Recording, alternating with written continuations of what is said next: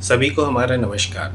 क्या आपके साथ कभी ऐसा हुआ है कि आप जब भी घर से बाहर जाते हो किसी से मिलने या फिर छुट्टियां मनाने के लिए किसी दूसरे स्थान पर, दूसरे शहर में या दूसरे देश में, तब आप अपने आप को अच्छा महसूस करते हैं, मानसिक रूप से, शारीरिक रूप से, संबंध के रूप से आपको सकारात्मक लगता है या पॉजिटिव लगता है?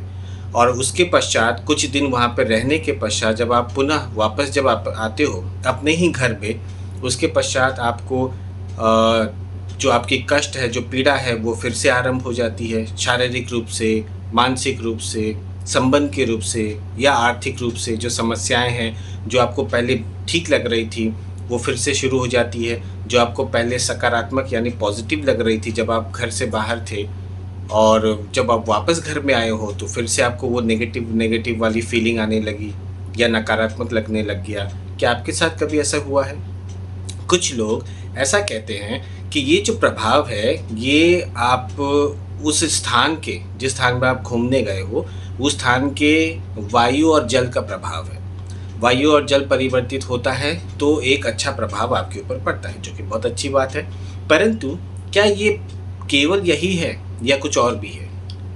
क्योंकि यदि ऐसा है, यदि आप जिस स्थान पर गए हो उस स्थान का वायु अच्छा है, उस स्थान का यदि जल अच्छा है, तो फिर उस स्थान पर या उस शहर में या उस देश में जहाँ पर आप घूमने गए हो, वहाँ पर तो फिर कभी कोई बीमार पड़ेगा ही नहीं, क्योंकि वो सभी तो उनका जन्म ही हुआ है उस स्थान पर, वो शुद्ध वायु में या अच्छे वहाँ के जल पे। तो क्या ये ऐसा है? और इसको दूसरे रूप से भी देख सकते हैं। कई लोग ऐसा कहते हैं कि भाई जब भी हम घर में जब जाते हैं या अपने स्थान पर जाते हैं तो फिर से समस्या, कष्ट, पीड़ा आरंभ हो जाती है। तो वहाँ का पानी या वहाँ का जो वहाँ की हवा है वो अच्छी नहीं है, यानी वहाँ का जल या वायु वो अच्छी नहीं है। तो क्या ये सत्य है? क्योंकि यदि ऐसा है कि आप जहाँ पर रहते हो उस स्थान की वायु या जल अच्छी नहीं है, उस शहर की या उस जगह की, तो उस जगह में फिर जितने भी घर होंगे आसपास में, उन सब की फिर स्थिति अच्छी नहीं होगी, सभी की स्थिति खराब होगी। परंतु क्या ये सच है? क्या ऐसा होता है? नहीं होता। कहने का भाव है फिर ये कार्य कैसे करता है? जब आप घर में रहते हो क्या आपको बहुत कष्ट का अनुभव होता है, बहुत पीड़ा होती है, परंतु जैसे ही आप घर से बाहर जाते हो कुछ दिनों के लिए, चाहे आप काम के लिए जा रहे हो, चाहे घूमने के लिए जा रहे हो, चाहे कैसे भी मनोरंजन करने के लिए आप जब जाते हो घर से बाहर, कुछ दिन जब बाहर रहते हो, तब धीरे धीरे क्या आपको लगता है कि आपकी समस्या ठीक हो रही है? आपकी शारीरिक रूप से, मानसिक रूप से, जो संबंध के रूप से कष्ट है, जो पीड़ा है वो ठीक हो रही है? क्या आपको ऐसा लगता है? यदि हाँ, तो इसका कारण आपके घर का वास्तु है। समझ रहे? इसका सही कारण है आपके घर का वास्तु। क्योंकि यदि आप ये कहते हो तो कुछ लोग कहते हैं ना कि भाई वहाँ का जल बहुत अच्छा है, वहाँ का जल का प्रभाव के कारण आप अच्छा महसूस कर रहे थे। यदि ऐसा होता तो फिर जो डॉक्टर हैं वो ये ना कहते कि आप उस शहर में जाओ, उस शहर के में जाकर वहाँ के जल को 10 लीटर, 15 लीटर, 20 लीटर आप लेकर आओ और थोड़ा थोड़ा करके ग्रहण करो तो आपकी स्थिति या आपका सेहत ठीक हो जाएगा। क्या ये ऐसा होता है? ऐसा नहीं होता। क्यों? कोई डॉक्टर ऐसा नहीं कहता। किस लिए नहीं कहता?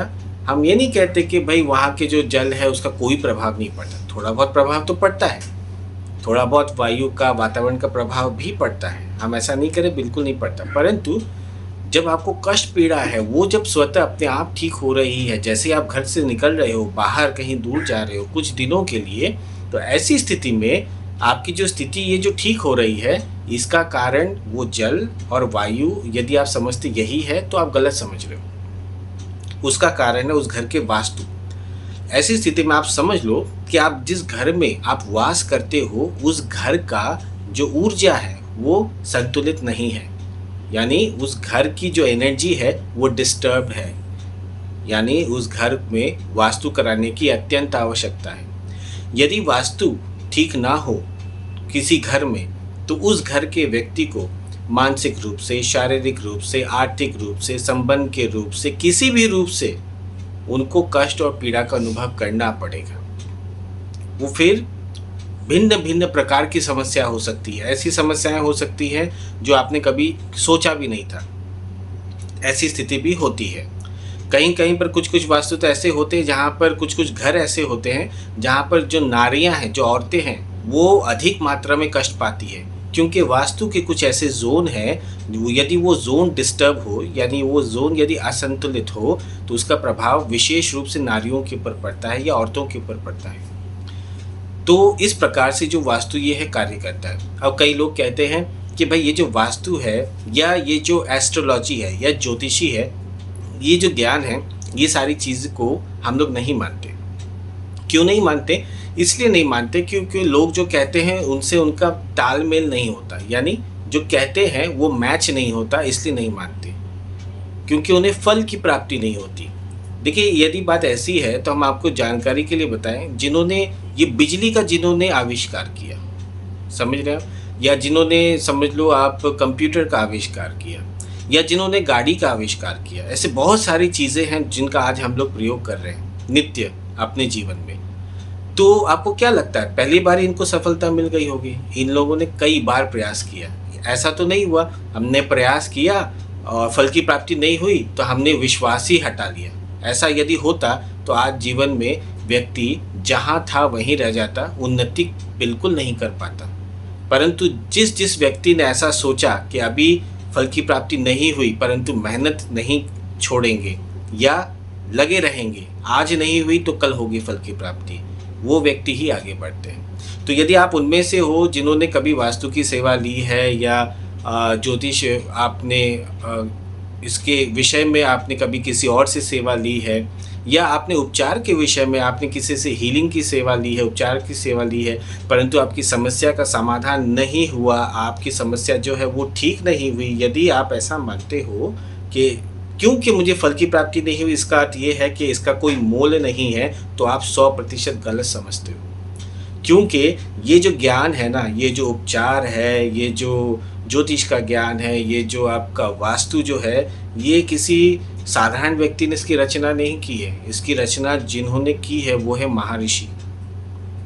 और महर्षि तो इतने ज्ञानी हैं, वो तो मतलब कौन सी चीज़ कब कहाँ पर कैसे क्या होगी, किस प्रकार रहेगी, उन्होंने सारी चीज़ की तो व्याख्या उन्होंने ग्रंथों में की थी।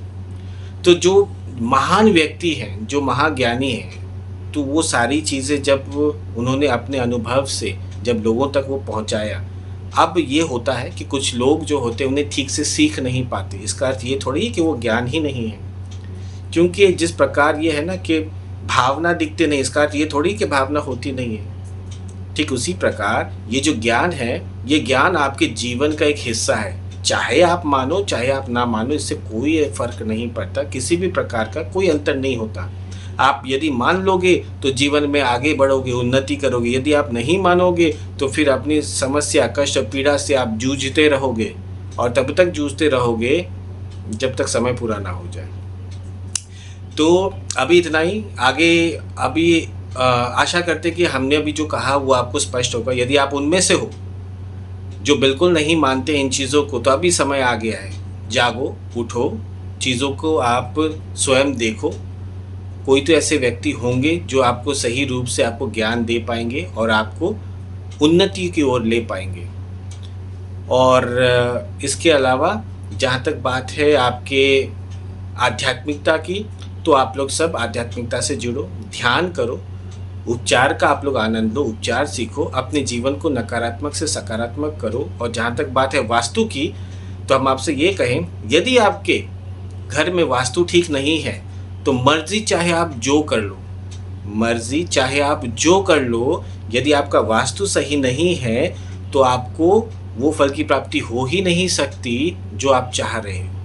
यदि आपकी वास्तु जो है वो ठीक नहीं है, आपका जीवन वैसा हो ही नहीं सकता जैसा होना चाहिए। चाहे उसके लिए आप जी जान लगा लो या कुछ भी कर लो, वो नहीं होगी फल की प्राप्ति। हमारे इतने वर्षों का ये पर्सनल अनुभव है। यदि आप उनमें से हो जिनका व्यापार ठीक से नहीं चल रहा, यदि आपके होटल्स हैं या आपके समझ लो आप आपके हॉस्पिटल्स हैं या आपकी यूनिवर्सिटीज़ हैं या आपके अपने ही कुछ और व्यापार हैं अलग से, आपकी फैक्ट्रीज़ हैं, आपके दुकान हैं, और यदि आपके काम में उन्नति नहीं हो रही, तो आप ये समझ लो कि उस स्थान की जो वास्तु है वो ठीक नहीं है, उसको ठीक करना है।